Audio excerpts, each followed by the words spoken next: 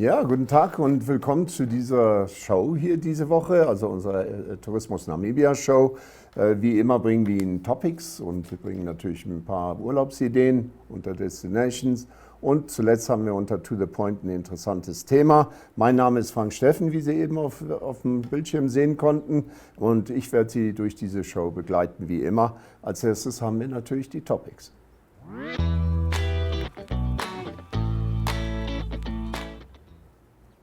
Ja, unter Topics haben wir vor allen Dingen natürlich heute den Welt-Pangolin-Tag. Der wird immer am 3. Samstag eines jeden Jahres gefeiert, seit 2012 bereits. Und naja, heute am 18. Februar ist, wie gesagt, dann der große Tag wieder angebrochen. Und er ist natürlich eine Gelegenheit für Schuppentierliebhaber, gemeinsam auf diese einzigartigen Säugetiere und natürlich ihre Notlage aufmerksam zu machen. Also die Zahl der Schuppentiere nimmt in Asien und Afrika natürlich rapide ab. Es besteht eine große Nachfrage nach Schuppentierschuppen, die in einigen traditionellen Medikamenten verwendet werden. Und Schuppentierfleisch gilt in einigen Kulturen als Delikatesse. Natürlich, wir wissen gerade in Asien, und der Haken an der Sache scheint zu sein, dass Schuppentiere als das am meisten illegal gehandelte Säugetier der Welt bezeichnet werden kann. Dass aber viele Leute überhaupt nicht wissen, was ein Schuppentier ist und wie es überhaupt aussieht. Deswegen hatte ich hier eigentlich diesen Poster und natürlich diese Vergrößerung vorbereitet. Das sind Bilder, die stammen von der namibischen Umweltkammer, NCE. Ja, und dann haben wir natürlich noch ein bisschen mehr dazu gleich unter To the Point, denn an einem Tag wie diesen sollten wir natürlich schon ein bisschen mehr über diese Tiere berichten. Ja, und dann als zweiten Punkt heute haben wir dann natürlich hier unsere Tiefsee-Bergbautest. Das ist ganz interessant. Also der Guardian hat da kürzlich einen Artikel veröffentlicht und umstrittenes Videomaterial von einem Tiefsee-Bergbautest beigefügt. Das zeigt, wie Sediment in den Ozeanen umgeleitet wird. Also dies hat neue Fragen über den weitgehend unerprobten Charakter der Branche und die möglichen Schäden für die Ökosysteme aufgeworfen, da die Unternehmen darauf drängen, bereits in diesem Jahr mit der Erkundung des Meeresbodens in viel größerem Maßstab zu beginnen. Also in dem Fall handelt es sich jetzt um die Metals Company, TMC ist sie bekannt, das ist ein kanadisches Bergbauunternehmen, ja, ist mal wieder aus Kanada, aber es ist natürlich so, weil eben die meisten Bergbauunternehmen der Welt da registriert sind. Ich habe mal was gelesen von bis zu 70%. Naja, auf jeden Fall, und das zu den führenden Akteuren dieser Branche eben gehört, testete von September bis November letzten Jahres ein Unterwasserförderfahrzeug in der Clarion-Clipperton-Bruchzone, einem Abschnitt des Pazifiks zwischen Mexiko und Hawaii. Und eine Gruppe von Wissenschaftlern, die von dem Unternehmen mit der Überwachung der Arbeiten beauftragt wurde, zeigte sich jedoch besorgt über das, was sie dann sahen, und veröffentlichten ein Video von einem ihrer Meinung nach fehlerhaften Verfahren, bei dem bisher versehentlich angeblich Sedimente in den Ozean gelangten, und laut den vom Guardian eingesehenen Dokumenten erklärten die Wissenschaftler also ferner, dass das Unternehmen seine Umweltüberwachungsstrategie nicht ausreichend umgesetzt hat. Das hört sich bekannt an, das kennen wir ja mittlerweile hier in Namibia. Aber ich hatte Ihnen dieses Filmmaterial eben zusammengesucht hier, und zwar fand ich das nochmal von der Fraueninitiative Women for Oceans. Die hatten da noch ein bisschen mehr Hintergrund, und da dachte ich, ich bringe Ihnen diese Aufnahme mal mit. So here we are approaching the hidden gem. This ship is, it's owned by Allseas and the Metals Company, which is the company that, is really aggressively pushing for deep sea mining to happen. This ship is being refitted at the moment here in Rotterdam, so that it is ready to go out into the Pacific Ocean, the Clarion-Clipperton zone, to do some test mining in the next few months.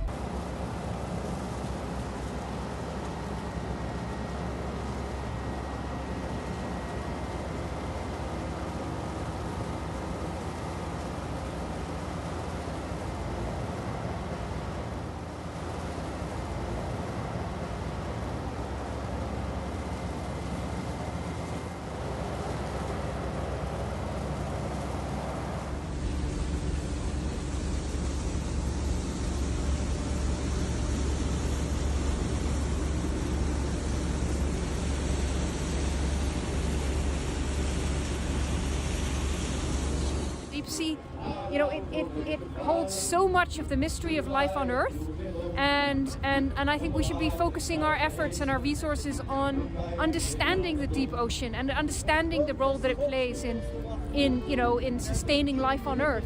Not putting in these vessels and deploying these vessels in order to destroy the deep sea.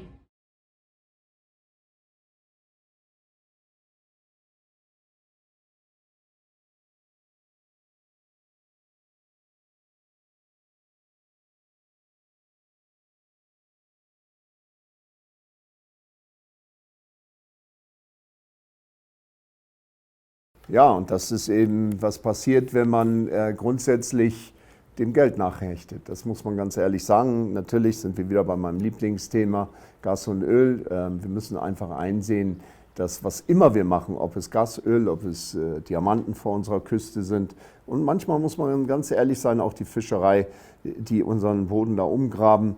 Vielleicht sollte man mal so ein bisschen mehr danach gucken, wie diese Systeme funktionieren, welche Systeme überhaupt eingesetzt werden und ob die wirklich überwacht sind.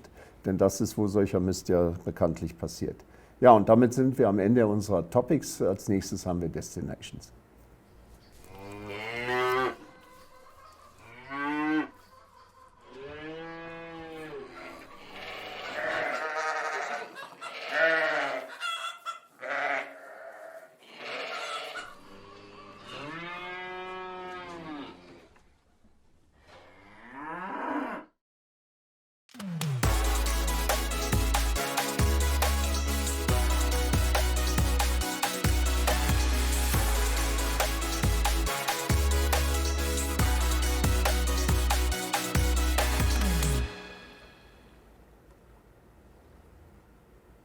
Willkommen zurück, und diejenigen, die diese oder diese Sendung öfter beobachten, werden sich daran erinnern, dass ich immer versuche, mal neue Ansätze reinzubringen. Und da kam mir diesmal so der Gedanke, statt Ihnen immer andauernd nur die schönen Stellen zu zeigen, die wir hier im Lande haben, wollte ich einfach mal einen anderen Ansatz verfolgen. Und zwar geht es darum, wir geben Ihnen nie einen richtigen Überblick über Namibia.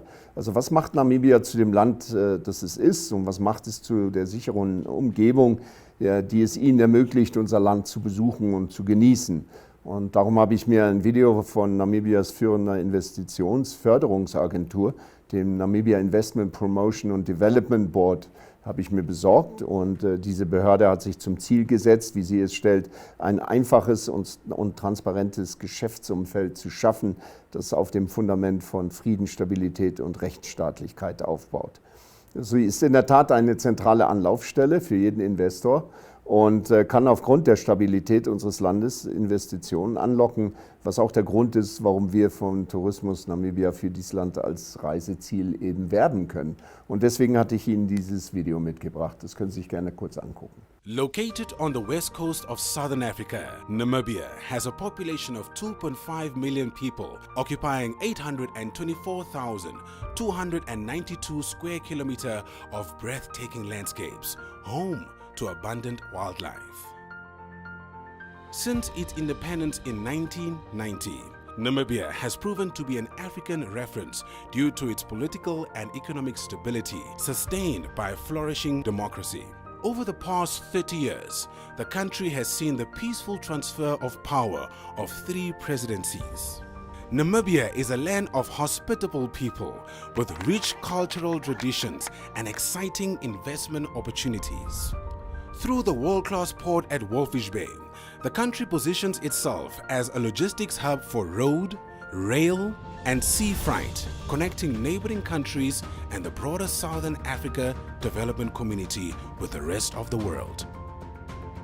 Namibia, in reinforcing its strategic position of a logistical hub, continues to invest in infrastructural projects to facilitate easy access and movement of people and goods throughout SADC countries with a population of more than 300 million people, and further access to the wider African market of 1 billion consumers through the Africa Continental Free Trade Agreement.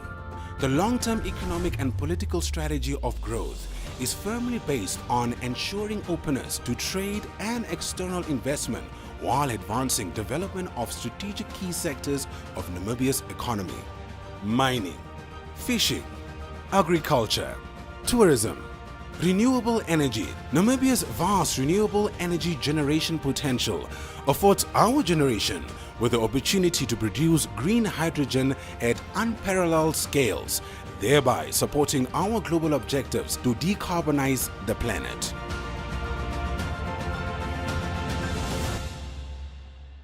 A prosperous and industrialized Namibia, developed by her human resources, enjoying peace, harmony, and political stability. Vision 2030. To achieve economic progression, social transformation, environmental sustainability, and good governance, the Namibian government is implementing the Harambee Prosperity Plan 2.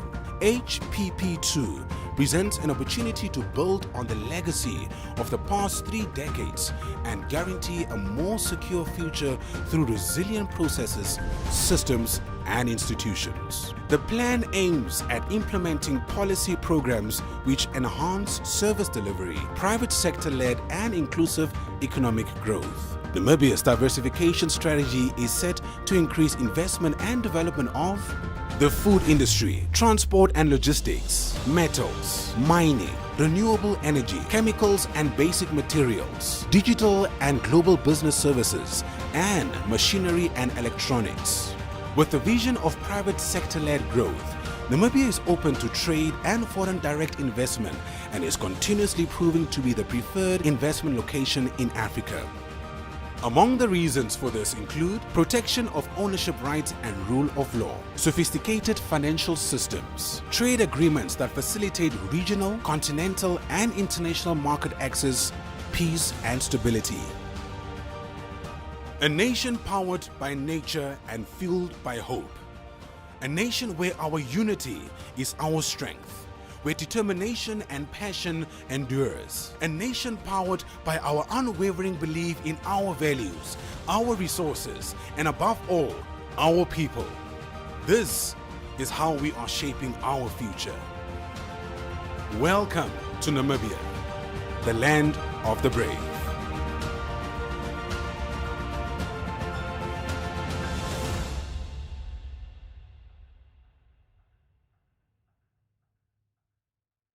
Ja, und das war eben unser NIPDB. Es geht mir darum, natürlich in den Zeitungen wird natürlich auch oft negativ berichtet. Das ist nun mal die Art des Zeitungswesens, dass das, was nicht klappt, eben berichtet werden muss. Aber da geht manchmal unter dabei, wie viel Positives für Namibia spricht. Und da dachte ich, ich müsste Ihnen eigentlich mal sowas bringen, anstelle der einzelnen Lodges und wo Sie überall hin können. So können Sie einfach sehen, wer ist Namibia oder was ist Namibia und ob es sich wirklich lohnt als Land. Und wer weiß, vielleicht kommen Sie her und bemühen sich im Tourismussektor. Dann wäre das die erste typische Anlaufstelle für Sie, NIPDB. Ja, und dann habe ich mir den KAZA-Park vorgeknüpft. Der KAZA-Park ist ja nun inzwischen sehr bekannt bei Ihnen. Ich hatte den ja immer wieder mal angesprochen. Und das Ziel des KAZA-TFCA ist es eben, das Ökosystem des Kavango, Sambesi, sein Erbe und seine kulturellen Ressourcen auf der Grundlage der besten Schutz- und Tourismusmodelle für das sozioökonomische Wohlergehen der Gemeinden und anderer Interessengruppen in und um die Ökoregion durch die Harmonisierung von Politiken, Strategien und Praktiken nachhaltig zu verwalten. Also das ist das selbst erklärte Ziel. Und zu diesem Zweck wurde in den Regionen des Okavango- und Sambesi-Flussbeckens in Angola, Botswana, Namibia, Sambia und Simbabwe im Rahmen der nachhaltigen Entwicklung ein grenzüberschreitendes Schutz- und Tourismusgebiet von Weltrang geschaffen, wie Sie wissen. Und der KAZA-TFCA-Prozess ging eigentlich aus 2 Initiativen hervor, nämlich damals die sogenannte Okavango Upper Zambezi International Tourism Initiative und der grenzüberschreitenden Initiative Four Corners, also die 4 Ecken, das ist natürlich, wo die Grenzen alle zusammenkommen, das 4-Länder-Eck, das wir immer kennen. Und die hatten damals sich zusammengetan. Im Gegensatz zu ihren Vorgängern wird die KAZA-TFC-Initiative jedoch von den Regierungen dieser 5 Partnerländer getragen, die ich eben genannt hatte. Und Schwerpunkt eindeutig auf Naturschutz als primärer Form der Landnutzung und dem Tourismus als Nebenprodukt. Also der Grundstein für die KAZA-TFC wurde bereits Dezember 2006 gelegt, als damals die Umweltminister beziehungsweise auch verantwortlich für Ressourcen, Wildtiere und Tourismus von diesen Ländern eben ihre Absichtserklärungen unterzeichneten, um über die Einrichtung der TFCA zu verhandeln und darauf hinzuarbeiten. Und mittlerweile besteht das Ding ja. So, und das Juwel dieser spektakulären Reihe von Schutzgebieten ist natürlich die 15.000 Quadratkilometer große, das Okavango-Delta einerseits, also eine Explosion von Grün und Blau in einer ausgedörrten Landschaft, wie sie das schreiben im Internet, und das größte Binnendelta der Welt. Und dann natürlich die ehrfurchtsgebietenden, stürzenden Katarakte der Victoria-Fälle. Also das ist natürlich schon ein Bild, die zum Weltkulturerbe gehören und eines der 7 Naturwunder der Welt sind. Aber ich habe Ihnen dazu dieses Video mitgebracht.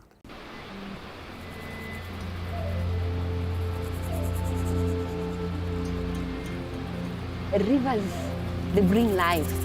Without rivers, we don't have any life. The freedom of movement by wildlife and the rivers that cut across countries, they teach us that despite having individual countries, we are just one big community. Without coexistence, you basically be threatening the natural rhythm and harmony that you require for different species, for people, for biodiversity. KAZA, the world's largest terrestrial conservation area. Between thundering waterfalls running through wide stretches of savanna, marsh, and rustling forest woodlands lies the Kavango and Zambezi rivers. This 520,000 square kilometer mosaic of majestic wilderness is a safari connoisseur's dream destination. With the goal of achieving a more sustainable coexistence between people and wildlife, the great nations of Angola, Botswana, Namibia, Zambia, and Zimbabwe came together in 2011 to establish the Kavango-Zambezi TFCA. Achieving coexistence in these complex landscapes we call TFCAs. You need coordination, collaboration, and understanding. By establishing conservation corridors between protected areas, KAZA is home to the largest contiguous transboundary elephant population in the world and provides critical habitat for other endangered lion and wild dog populations, as well as 600 species of birds. To assist in managing human-wildlife conflict and link protected areas within the TFCA, it is essential for all the countries involved to work together in harmony with nature and each other.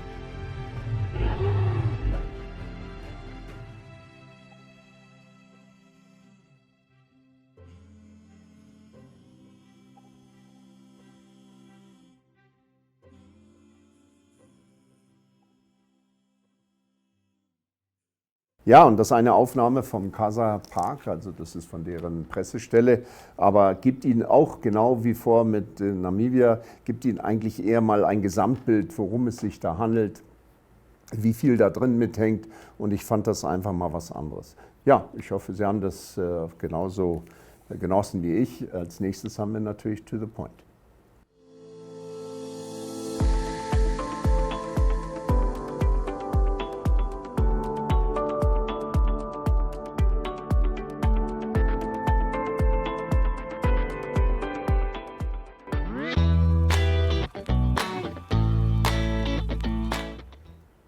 Ja, und wie gesagt, unter To the Point heute gehen wir noch mal kurz auf den Welt-Pangolin-Tag ein. Und da ist es eben ganz einfach so, dass wir noch mal uns mit der Kelsey Prediger unterhalten hatten. Die ist ja derzeit wissenschaftliche Mitarbeiterin und Studentin am NUST bei Diversity Research Center und im Sekretariat der Namibian Pangolin Working Group. Also das ist eine Interessenträgervereinigung. Und sie schloss ihr Studium der Zoologie und Naturschutzbiologie in den Vereinigten Staaten ab, und ihre Leidenschaft für den Naturschutz führte sie nach Namibia, wo sie sich in den letzten 4 Jahren auf den Schutz der Wildtiere konzentriert hat. Also Kelsey macht derzeit ihren Master in Management natürlicher Ressourcen an der NAST und beschäftigt sich mit der Ökologie des Schuppentiers, also das ist die Art, die hier am meisten vertreten ist. Sie ist an einer Reihe von Projekten beteiligt, deren Ziel es ist, mehr über die Ökologie dieser nachtaktiven und schwer fassbaren Tiere zu erfahren, um eine wissenschaftliche Grundlage zu schaffen, die es uns ermöglicht, eben diese Art vor dem grausamen Wildtierhandel zu schützen, der ja immer wieder sie bedroht. Und meine Kollegin Yolanda Nel hatte sich in dieser Woche kurz mit ihr zusammengesetzt und da entstand dann eben diese Aufnahme. Gucken Sie sich an. Ladies and gentlemen, I am joined with Kelsey and we are talking about pangolins. Why do we need to protect pangolins in Namibia? We need to protect pangolins because they have been the most trafficked mammal worldwide for quite a few years. It's almost a decade now. Wow. And, efforts are very, very lagging in terms of their conservation, and they're under very serious threat. They're increasingly being trafficked for their scales and often confiscated alive. And having said that, they still remain one of the most under-researched mammals in Africa. How did you become involved in the conservation of pangolins? Oh, that's a fun story, but I'll try and make it short. But long story short, I was in Namibia looking to do my master's thesis, actually with a background in carnivore ecology. And I kind of came across the story of pangolins and how I was just shocked that nobody's doing any kind of research or major efforts. There had been some campaigns and some people doing some rehabilitation stuff, but otherwise no real big picture, large scale efforts. So I decided to focus my thesis on pangolins, and the rest is history. Can you quickly tell us about the International Awareness Day? When did this start, and how can the public become involved? Yeah, so now you're testing my knowledge. I can't remember the exact year that it was started. But it's been less than 10 years, if I remember correctly. I think it started in 2017, and 2017 was also the year that the CITES classification was upgraded from it's upgraded to Appendix 1, which is, for those of you that don't know, CITES is the Convention on the International Trade of Endangered Species, and Appendix 1 classification is on the same level as rhino and elephant. So basically, they think these are species that are at risk of becoming extinct. Wow. And so I think that was a good year for things to coincide. And a great way for people to get involved locally is, to attend the event. We've got lots of fun facts that'll be out there. We even have prizes for the best pangolin expert because we've got tucked away facts along the run. So if you remember your facts, you can also win some prizes. And internationally, it's really important to share, spread awareness. So follow us on social media. We're Pangolin CRF, Pangolin Conservation and Research Foundation. We share lots of interesting facts and posts. So give us a follow, follow along. If you're really interested in making a difference to the cause, we also accept donations. We have a Namibian bank account, a Give and Gain fundraiser, as well as a GoFundMe fundraiser. So really any contribution, whether it be monetary or just sharing our posts, really helps. You said they are trafficked for their scales. What are the scales used for? So they're trafficked for their scales for traditional Chinese medicine, but there's also a number of uses for other body parts and things. So it's all relates back to traditional Chinese medicine. And then, within Asia and sometimes abroad, they're also trafficked for their meat as a delicacy. So in Vietnam and China, pangolins are eaten as a delicacy, and they must actually be served at the table alive. So unfortunately, Asian markets drive this increase in trade, but there's obviously there's no scientific backing behind these medicinal beliefs. Traditionally in Africa, they have been used for many different medicinal or spiritual beliefs. But again, nothing has any true scientific merit. But yeah, maybe one day you can host one of my students who just did a study on the local use, beliefs and trade in pangolins in Namibia. Can you quickly tell us, you had an event at the Scientific Society earlier this week. How did that event go and what was it all about? Yeah, so we like to do as many talks, interviews as possible to raise awareness for pangolin conservation. And so it was actually last night. We had a great turnout, almost completely full room, lots of support. And the talk was focused on the history of pangolin conservation in Namibia, past, current and future efforts. Who should be involved in the fight to conserve pangolins? Everyone, you know, like I said, all you have to do is even just share our posts, tell your friends. I still shockingly meet quite a few people that think I say penguin and not pangolin. And they don't even know what a pangolin is. And I can't tell you how many times I have to pull out my phone and say, no, this is what it is. Sometimes they say, oh yeah. Sometimes they're like, we have those here. And so just even sharing the information, sharing the fact that they are so highly trafficked, the more people that are aware of the problem, the more people that can start to try and make a difference.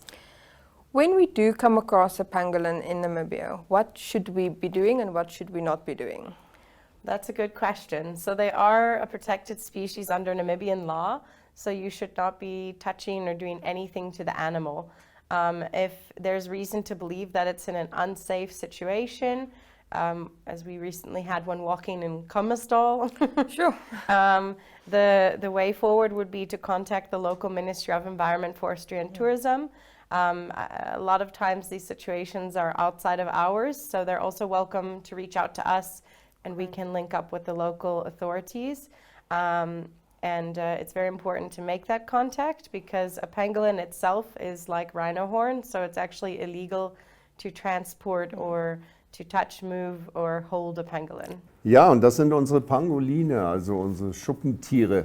Ja, ich weiß immer nicht, welchen Namen ich besser finde. Pangolin ist halt so ein bisschen das, was wir also hier in Namibia so üblich, da reden wir von. Schuppentier wird eher weniger benutzt, aber es ist halt irgendwie grausam, dass ausgerechnet die Schuppen, die sie schützen sollten, ihnen dann am Ende zum Verhängnis werden. Also das ist schon schade. Trotzdem ist der Pangolin-Schuppentiertag heute und dann können Sie ja vielleicht auch mal im Internet nachgucken, ob Sie da irgendwo nachhelfen können bei diesem Schutzprogramm. Das ist allerdings das Ende dieser Show. Ich hoffe, Sie haben das genossen und wir sehen uns dann hoffentlich wieder in einer Woche zur selben Zeit, an selber Stelle. Bis dahin verbleibe ich. Tschüss.